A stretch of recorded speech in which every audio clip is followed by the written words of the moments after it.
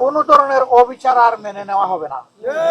তাদের স্বপ্ন ছিল কোন দুর্বৃত্ত দুষ্কৃতিকারী আমাদের দেশের শাসক হতে পারবে না। তাদের স্বপ্ন ছিল ফ্যাসিবাদ আর বাংলাদেশে সহ্য করা হবে না।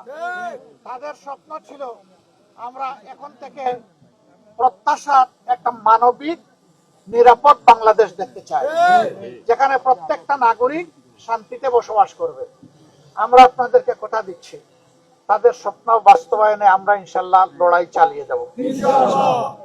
জনগণের মুক্তি যতদিন পর্যন্ত নিশ্চিত না হবে ততদিন পর্যন্ত আমাদের লড়াই অব্যাহত থাকবে। আমরা আবারও বলি, আমরা স্বার্থের গোলাম নই এবং আমরা বসন্তের কোকিল নই। আমরা জনগণকে, এ দেশের মাটিকে আমরা ভালোবাসি। এই জন্য চরম বিপদের সময় আমরা দেশে ছিলাম। আল্লাহ এখনো আমাদেরকে মেহরবানি করে দেশে রেখেছেন। কথা দিচ্ছি, আগামীতে পরিবেশ যাই হোক, আল্লাহ তাআলা আপনাদের সাথেই আমাদেরকে রাখবেন ইনশাআল্লাহ। আমরা দেশ ছেড়ে অন্য কোনো জায়গায় ঠিকানা খুঁজবো না। এখানে আল্লাহ পয়দা করেছেন, আল্লাহ যেন এখানেই আমাদেরকে কবুল করেন। দেশের মানুষের জন্য আমরা কাজ করতে চাই। এই জন্য ইতিমধ্যে দেখেছেন আমরা ঐক্যের ডাক দিয়েছি। আমরা 10টি দল ঐক্যবদ্ধ হয়েছি।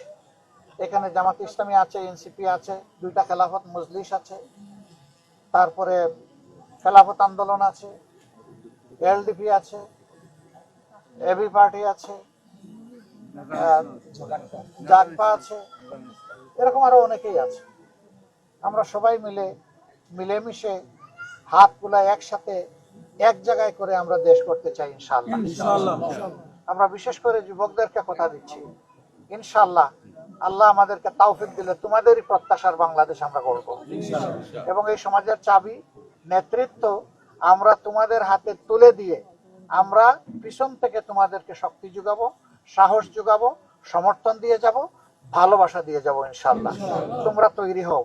আগামী নির্বাচনে তোমাদের ভোটের প্রতিফলন হোক। তোমরা তোমাদের পছন্দ মতো ভোট দিবা যুবকরা। কেউ যেন তোমাদের ভোট নিয়ে কোনো ধরনের হেলাফেলা করতে না পারে। এই জন্য তোমাদেরকে ওই জুলাই যোদ্ধা হয়ে আরেকবার লড়তে হবে। জনতার বিজয় ছিনিয়ে আনতে হবে। আমরা বিশ্বাস করি আমাদের যুবকরা পারবে ইনশাআল্লাহ। আমাদের যুবকরা যে অঙ্গীকার নিয়েছে, কাজ কেবল তারা শুরু করেছে, কাজ তাদের শেষ হয়নি। কাজ তারা অব্যাহত রাখবে ইনশাআল্লাহ। এখানে আমার সাথে আছেন বাংলাদেশ জামাতে ইসলামের কেন্দ্রীয় নির্বাহী পরিষদের সদস্য, অ্যাসিস্ট্যান্ট সেক্রেটারি জেনারেল জনাব মৌলানা আব্দুল হালিম।